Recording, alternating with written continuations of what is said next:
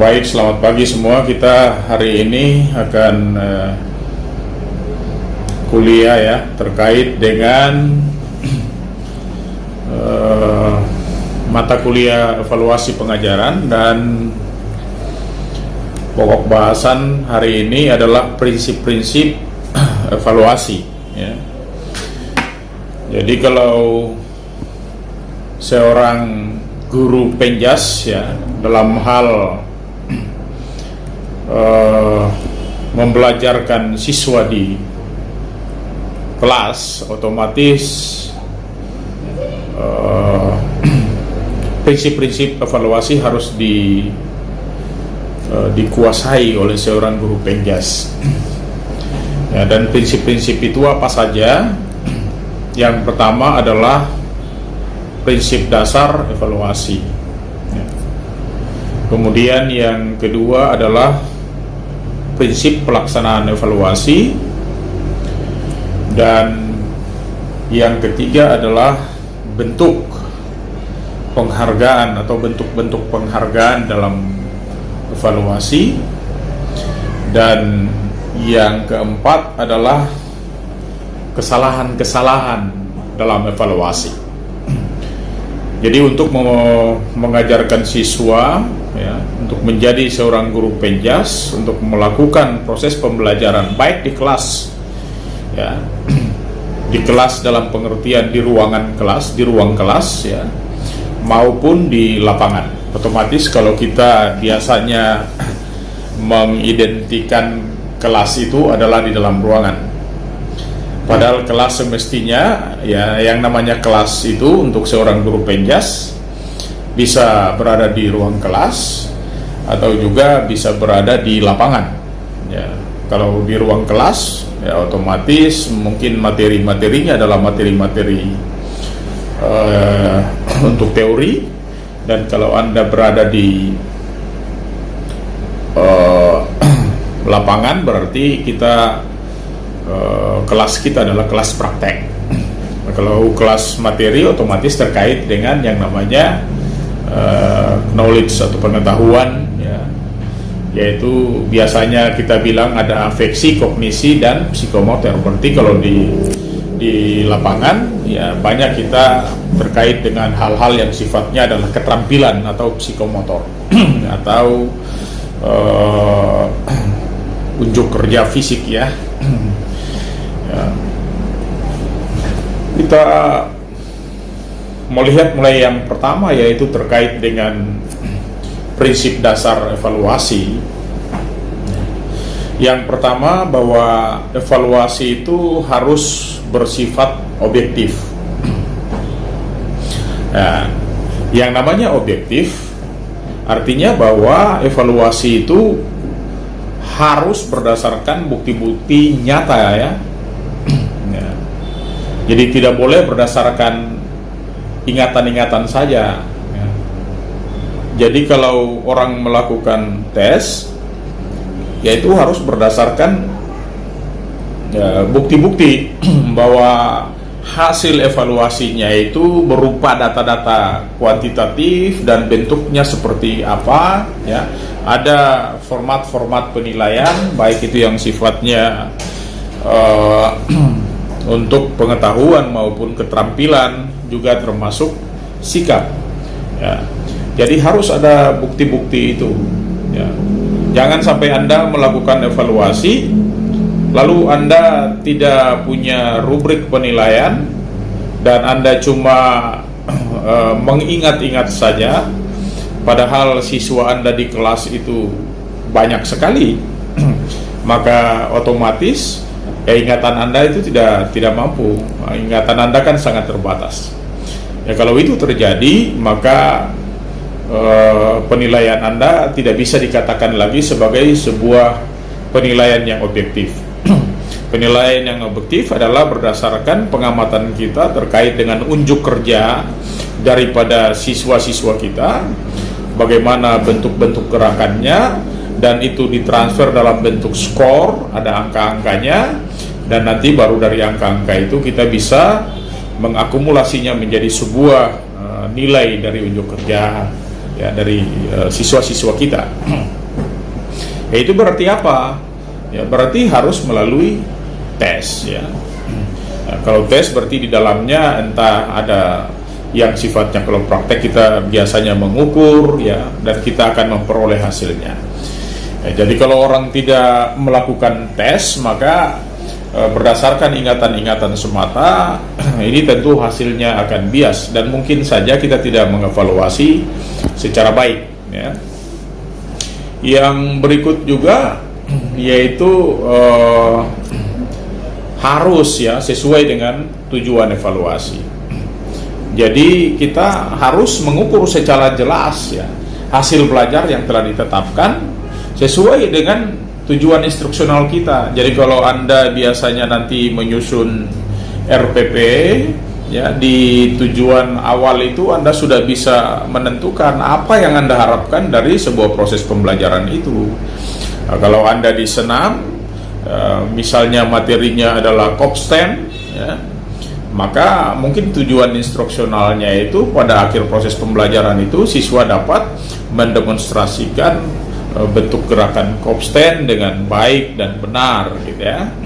Ada orang bikin kopsten baik, ya, kopstennya baik, tapi kakinya seperti cangkul gitu. Itu berarti tidak berdasarkan sikap yang kita harapkan. Ya. Jadi kalau kita menghendaki sebuah penilaian itu ya baik, misalnya kita berharap bahwa apa yang kita ajarkan itu balikannya terhadap kita adalah sesuai dengan tujuan pembelajaran kita. Jadi terserah mata kuliah atau mata pelajaran apa yang Anda ajarkan di sekolah ya.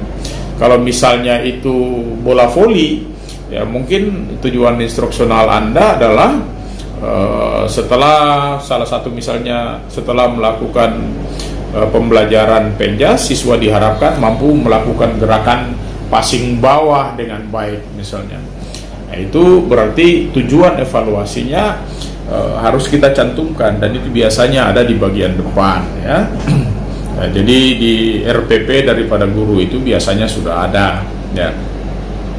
Kemudian yang ketiga adalah mencakup bentuk tes yang cocok ya.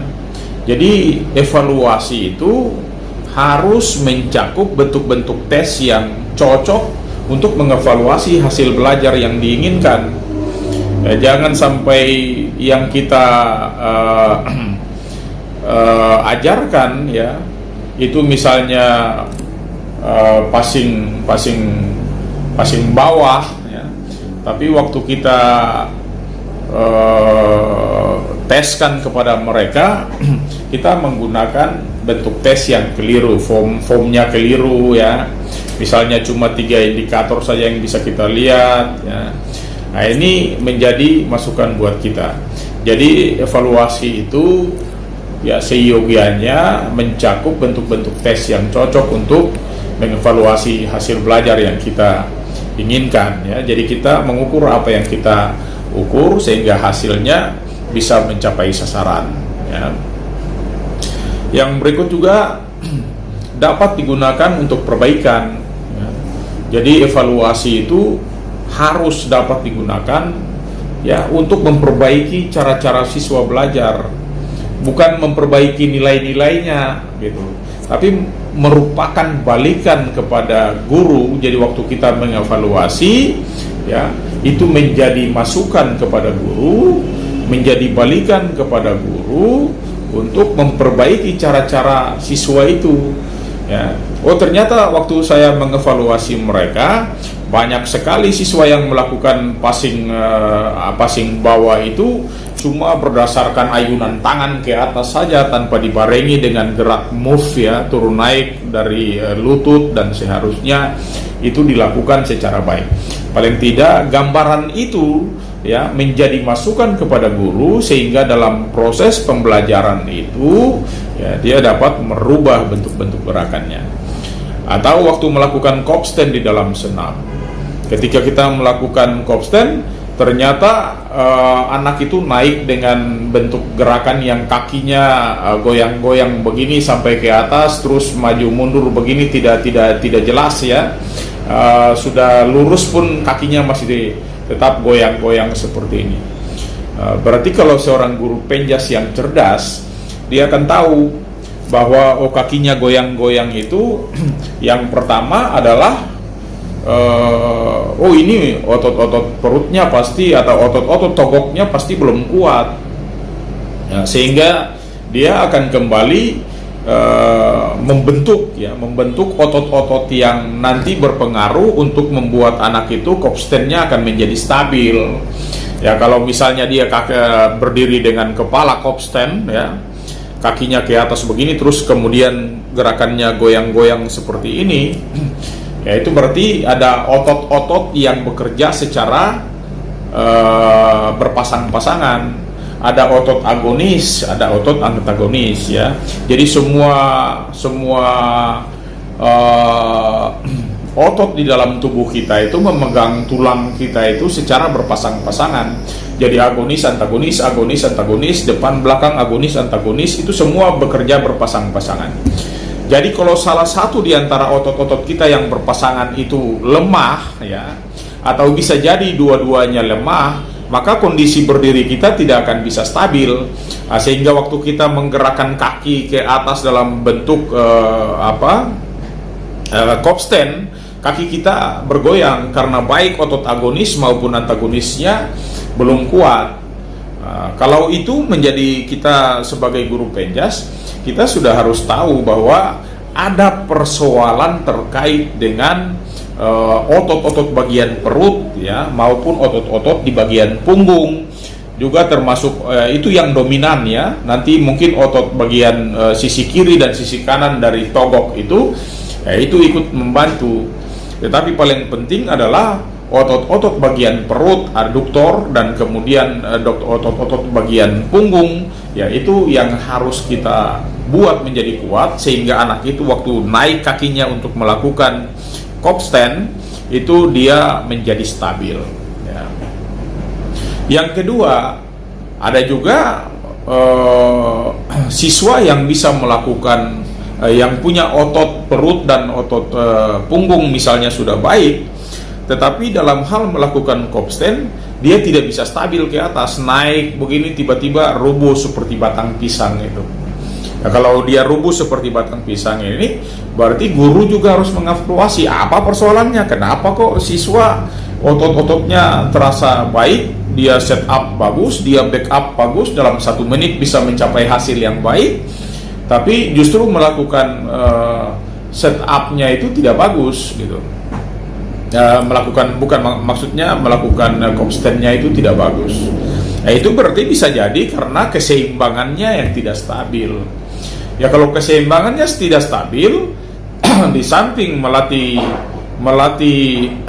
kopsten itu sebagai indikator penting untuk membuat kondisi tubuhnya menjadi stabil, tetapi juga harus kita lakukan bentuk-bentuk latihan keseimbangan, ya, baik itu statis maupun dinamis. Kalau bentuk-bentuk gerakan keseimbangan yang statis bisa kita berdiri dengan sikap burung bangau, atau kemudian kita naikkan salah satu kaki, ya. Kalau itu dinamis, kita juga setelah dengan posisi menaikkan satu kaki, kita bisa berputar badan ke kiri, ke kanan, untuk kita melihat bahwa posisi tubuhnya stabil atau tidak. Nah, banyak bentuk-bentuk latihan yang bisa dilakukan untuk melatih keseimbangan daripada anak-anak itu, sehingga pada tatap muka berikutnya paling tidak keseimbangannya sudah stabil, kekuatan ototnya juga stabil, maka dengan sendirinya pasti gerakan kopstennya dapat dilakukan juga dengan baik. Itu merupakan hasil dari evaluasi yang bisa digunakan untuk melakukan perbaikan-perbaikan, ya. Perbaikan apa? Perbaikan dari siswa yang menurut hemat kita atau menurut pengamatan kita itu belum sesuai dengan harapan kita, atau mungkin saja masih jelek. Ya. Kemudian yang berikut adalah sesuai dengan bahan ajar. Ya, artinya bahwa materi yang disusun dalam butir-butir soal itu harus kita sesuaikan dengan bahan yang kita ajar. Ya. Jangan sampai guru penjas waktu mengajarkannya materinya lain, nanti waktu melakukan tes materinya lain lagi. Nah, ini tentu saja tidak benar. Ya, jadi kita harus, kalau materinya adalah passing bawah di dalam bola voli, maka tes unjuk kerja kita adalah juga melakukan passing bola voli, ya, mungkin melakukan passing dengan ukuran waktu tertentu, ya.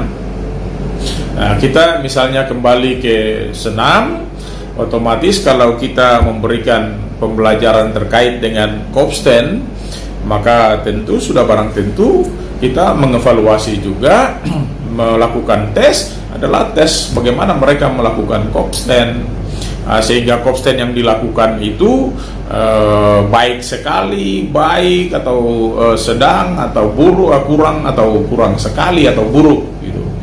Nah, itu jadi intinya adalah apa yang kita ajarkan itu yang wajib kita tes, ya. Jangan sampai kita ajarkan hal yang lain tapi kita melakukan tes terhadap atau melakukan tes hal yang lain, maka otomatis hasilnya pasti juga tidak akan baik, ya. Yang berikut terkait dengan prinsip pelaksanaan evaluasi itu, ya, adalah continue, ya. Jadi prinsip-prinsip pelaksanaan evaluasi itu salah satu indikator penting di dalamnya adalah continue, ya. Bahwa evaluasi itu harus dilaksanakan secara terus-menerus, ya, tanpa terputus-putus. Ya, dan itu juga dapat melalui aktivitas sehari-hari dan atau juga melalui tes-tes, ya, melalui pengamatan-pengamatan. Jadi evaluasi itu wajib dilakukan setiap waktu seketika Anda mulai mengajar, ya. Jadi ketika Anda mengajar, sejak awal disiplin, ya, etika, bagaimana tanggapan-tanggapan siswa, bagaimana sikap siswa, mulai dari pembukaan sampai di gerakan inti, sampai nanti di bagian akhir, ya, penutup, dan di sana ada evaluasi dan segala macam, ya. Jadi itu baik secara formal maupun tidak formal, evaluasi itu wajib kita lakukan dan itu tidak boleh terputus-putus. Sebentar kita melakukan evaluasi, nanti pertemuan berikut lagi kita sudah tidak melakukan evaluasi, atau kita hanya melakukan evaluasi di bagian inti materi saja, padahal sikap-sikap mereka bermasalah sejak awal. Nah, itu berarti tidak dilakukan secara teratur, ya, dan tidak dilakukan berulang-ulang. Jadi kalau hari ini kita lakukan evaluasi, menurut kita masih bermasalah, ya wajib untuk kita melakukan evaluasi berulang-ulang untuk mendapatkan kepastian terhadap anak itu, ya, bahwa keterampilannya baik atau tidak, ya, gitu. Yang kedua adalah harus komprehensif, ya. Jadi prinsip dari pelaksanaan evaluasi yang kedua itu adalah komprehensif. Kalau komprehensif itu apa? Komprehensif itu adalah menyeluruh, ya, lengkap secara menyeluruh. Menyeluruh itu terkait dengan apa? Ya, tidak hanya afeksi saja, tidak hanya juga kognisi saja, tidak hanya juga psikomotor saja.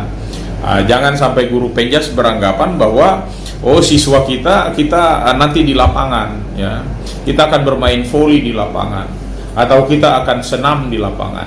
Karena kita senam di lapangan, ya kita tidak perlu menilai afeksinya, kita tidak perlu menilai kognisinya. Itu salah, ya. Senam misalnya itu adalah salah satu mata pelajaran di sekolah yang sangat berisiko terhadap cedera. Maka kalau Anda membelajarkan siswa di sekolah terkait dengan senam, ya, Anda harus tegas gitu. itu terkait dengan disiplin siswa. Jangan sampai guru bicara lain, mereka bikin lain. Kalau guru memerintahkan lain atau guru menyampaikan materinya lain, bagaimana cara membantu teman dan seterusnya, tapi mereka lakukan dengan cara yang berbeda, ya, dan itu dilakukan secara sengaja, berarti otomatis ini persoalan etika, ya. Kalau persoalan etika, maka penilaian yang dilakukan adalah terkait dengan apa? Tentu saja bukan terkait dengan persoalan psikomotor, tapi terkait dengan persoalan atau terkait dengan ranah, ya, afeksi. Afeksi adalah bagaimana sikap mereka, bagaimana disiplin mereka patuh atau tidak terhadap apa yang diajarkan oleh guru, apa yang diperintahkan oleh guru. Ini penting. Nah, dari pengetahuan atau persoalan kognisi juga wajib dinilai gitu.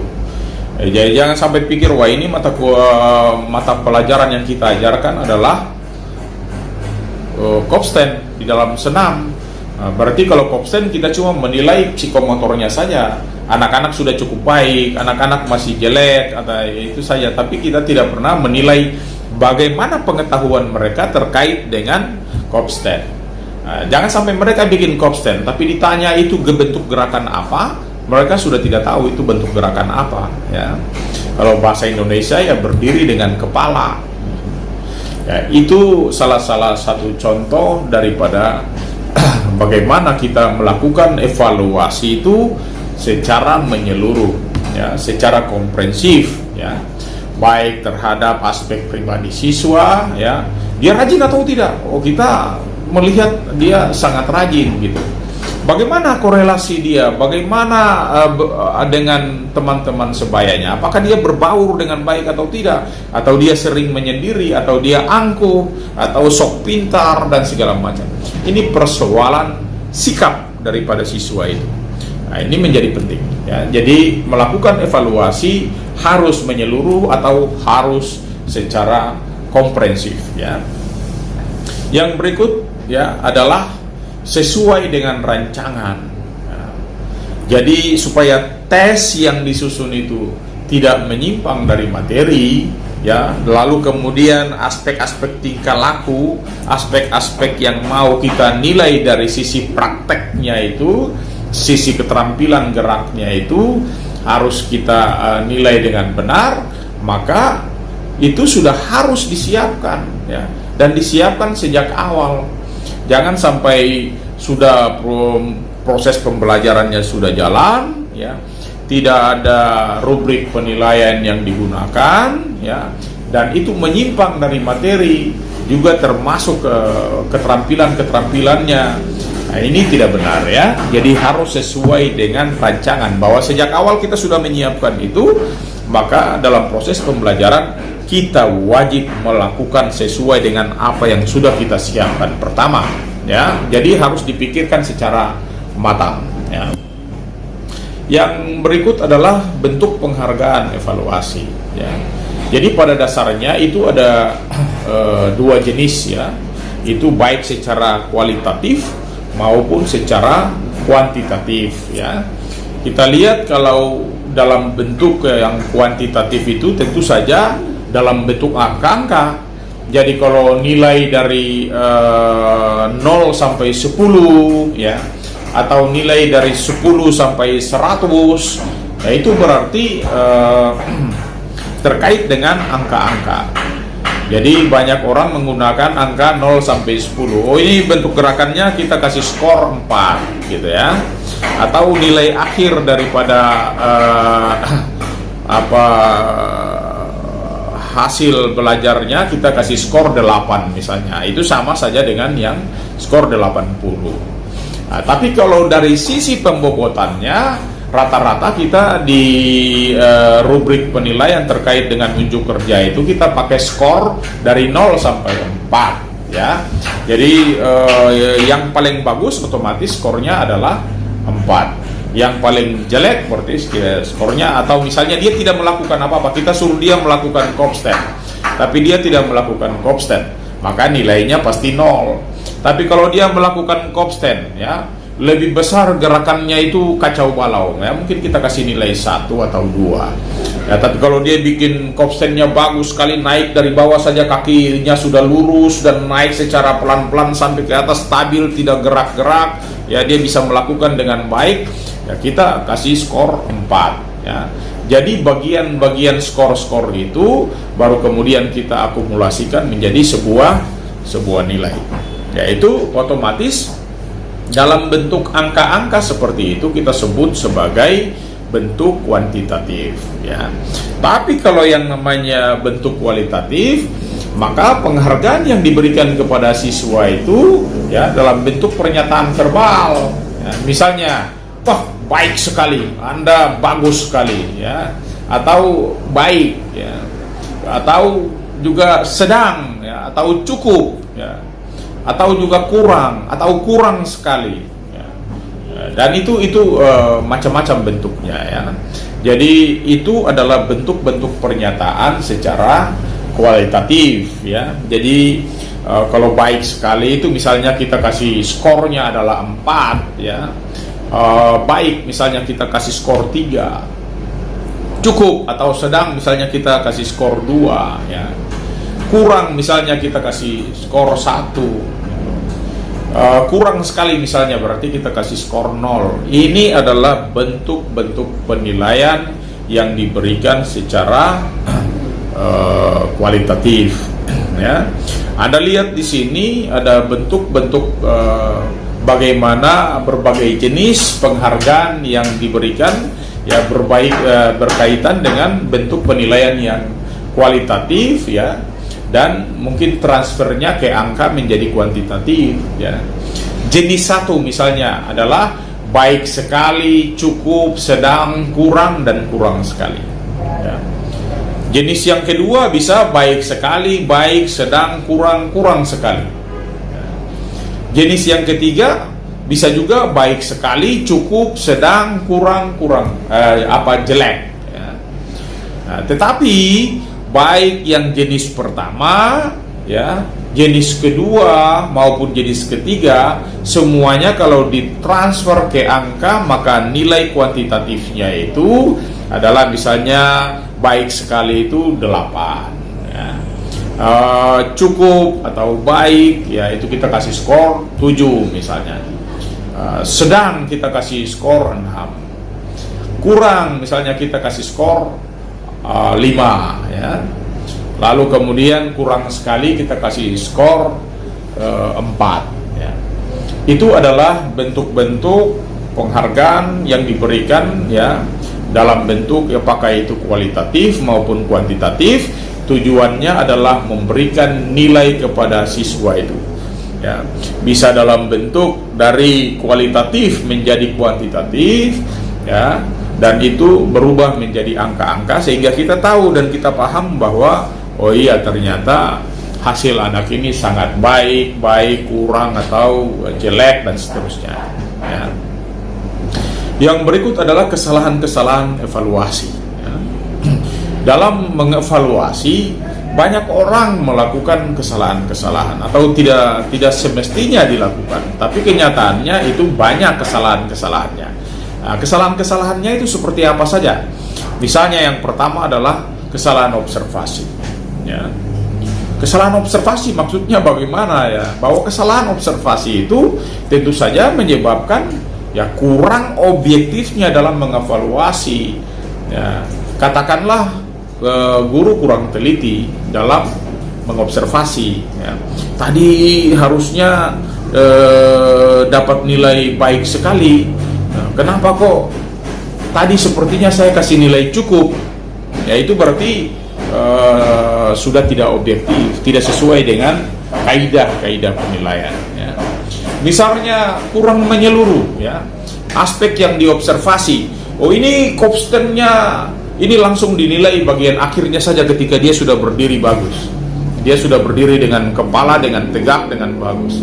Nah, padahal kita mungkin menilainya harus dari bagaimana menempatkan posisi tangan, ya, bagaimana posisi badannya waktu jongkok, ya, bagaimana posisi lututnya, apakah langsung lurus atau dia tekuk dulu, bagaimana ketika dia menaikkan pantatnya ke arah atas, apakah pantatnya langsung naik dulu baru kakinya menyusul untuk menjadi sebuah sikap kopsten dengan baik, ataukah dia langsung dari bawah dengan kaki yang lurus menuju ke atas. Bagian-bagian itu tentu saja merupakan bagian yang penting ketika seseorang mau menilai gerakan kopsten itu secara menyeluruh. Ya, tapi kalau dia hanya menilai bagian akhir saja, oh itu skornya 4, ya, itu berarti dia hanya menilai bagian akhir, melihat pada bagian yang sudah tuntasnya aja. Tapi bagaimana menilai prosesnya, ya, mulai bagaimana menempatkan tangan, bagaimana menempatkan kepala atau menempatkan dahi, ya, bagaimana posisi jongkoknya, bagaimana ketika gerakan kakinya diangkat, apakah ditekuk dulu atau langsung lurus. Kalau guru yang mengerti baik, waktu orang melakukan gerakan kopsten, kakinya tidak bisa diangkat lurus seperti ini, berarti kita tahu bahwa otot perutnya jelek, ya. Nah, tapi kalau dia langsung angkat dari bawah dengan posisi kaki, dua-dua kakinya secara bersamaan, dan itu dilakukan secara rapi, naik, bersih, tutup sampai ke atas, bertahan dalam posisi yang lama, bisa bertahan 1 menit, bahkan 2 menit, bisa 5 menit, bahkan bisa 1 jam, dia tidur dengan posisi itu juga bisa. Ya, itu berarti dia punya memiliki otot perut dan juga otot punggung, ya, karena tadi saya bilang bahwa otot bekerja secara agonis dan antagonis tadi itu. Nah, itu berarti kita melakukan observasi secara menyeluruh, baik posisi tangannya, baik posisi penempatan posisi kepalanya, apakah dengan ubun-ubun, apakah dengan dahi kita, bagaimana waktu mengangkat kaki, apakah dilipat dulu ataukah dengan lurus, dan seterusnya. Itu untuk mendapatkan sebuah akumulasi atau secara menyeluruh dari data-data yang kita harapkan bisa menilai orang secara baik, ya. Yang ketiga, misalnya kurang cukup lama waktu yang diberikan, ya, kita berharap gerakan-gerakan keseimbangan itu tidak dilakukan dengan tergesa-gesa. Kalau bentuk gerakan kopsten di dalam senam misalnya, saya kasih satu contoh saja supaya jangan sampai saya bawa ke seluruh mata pelajaran Anda menjadi bingung. Saya kasih contoh saja untuk kopsten. Kalau orang melakukan kopsten, ya, waktunya cepat, harus cepat, maka dia harus melakukan kopsten, naik begini langsung bisa berdiri dengan kepala dengan baik, kakinya menuju ke atas dengan baik. Itu ketika orang sudah sangat baik, keseimbangannya juga baik. Tetapi hal-hal yang perlu kita perhatikan ketika orang-orang atau anak-anak itu belum memiliki keseimbangan tubuh yang baik, maka otomatis mereka melakukan bentuk gerakan itu tidak akan bisa cepat, ya. Baru naik cepat-cepat jatuh, baru naik cepat-cepat kita naikkan secara cepat, anak itu akan jatuh. Mengapa? Karena keseimbangannya belum bagus, mungkin otot-ototnya juga di tubuhnya belum bagus, otot kakinya, tungkainya belum bagus, otot perut, otot punggung, otot togok, bagian keseluruhan dari togoknya tidak bagus, otot-otot lengannya tidak kuat, otot leher yang menahan juga tidak kuat, maka otomatis dia tidak bisa melakukan secara cepat. Jadi waktu dalam hal menilai seseorang itu harus ideal. Lain dengan menilai orang yang hanya melakukan split saja, ya, mungkin dia sampai di situ tidak bisa lebih lanjut, ya langsung stop di situ. Tapi untuk melakukan yang membutuhkan keseimbangan tubuh, maka kita membutuhkan waktu yang cukup panjang untuk bisa memberikan hasil yang sesuai dengan yang kita harapkan, ya. Kemudian kesalahan berikutnya yang juga sering terjadi dalam evaluasi, ya, teknik observasi yang digunakan kurang tepat, ya. Kita melihat mereka untuk melakukan kopsten, ya, tapi kita mengobservasinya cuma hanya dari satu sisi saja, ya. Kita mengobservasinya hanya dari belakang saja. Padahal ketika kita mengobservasi anak itu melakukan gerakan kopsten, kita berada di belakang, berarti kita hanya bisa melihat gerakannya apakah miring ke kiri atau miring ke kanan. Kalau dia miring ke depan atau miring ke belakang, kita tidak bisa melihat secara baik. Ya, maka kita juga harus berpindah ke samping supaya kita bisa melihat. Ya, di samping tadi sudah berada di depan atau di belakang, kita harus berada juga di samping kiri atau di samping kanan, sehingga kita mampu melihat bahwa gerakan melakukan kopsten itu, apakah dia condong ke depan atau condong ke belakang, semuanya itu bisa terlihat secara baik. Maka teknik observasi yang dimaksudkan observasinya kurang tepat, yaitu ketika dia hanya berdiri di satu sisi saja untuk bisa mengobservasi, padahal observasi dia hanya tidak bisa begitu, karena ini terkait dengan observasi yang harus dilakukan itu harus menyeluruh. Maka dia harus berada di belakang ataukah berada di depan, itu berarti untuk melihat dia tidak miring ke kiri atau miring ke kanan untuk sebuah gerakan kopsten. Nah, kalau dia berdiri di posisi kiri atau posisi kanan, berarti untuk melihat apakah posisi kaki ya atau posisi keseimbangan daripada siswa itu condong ke depan atau condong ke belakang. Berarti secara menyeluruh kita bisa melihat gerakan leher yang tidak stabil, miring ke kiri, miring ke kanan, miring ke belakang atau miring ke depan, itu juga akan terlihat secara menyeluruh. Ya. Ya. Kesalahan yang berikut juga adalah terkait dengan alat ukur. Ya. Kalau alat ukur itu tentu dapat mengakibatkan tidak, atau ya kalau tidak kurang berarti ya tidak tepat gitu ya, untuk pemberian nilai. Nah, jadi nilai validitasnya rendah, nilai reliabilitasnya rendah, ya, dan data yang kita dapatkan juga ya tidak akurat. Ya, misalnya, ya, orang mau lempar lembing, ya, lempar lembing, lalu kemudian dia menggunakan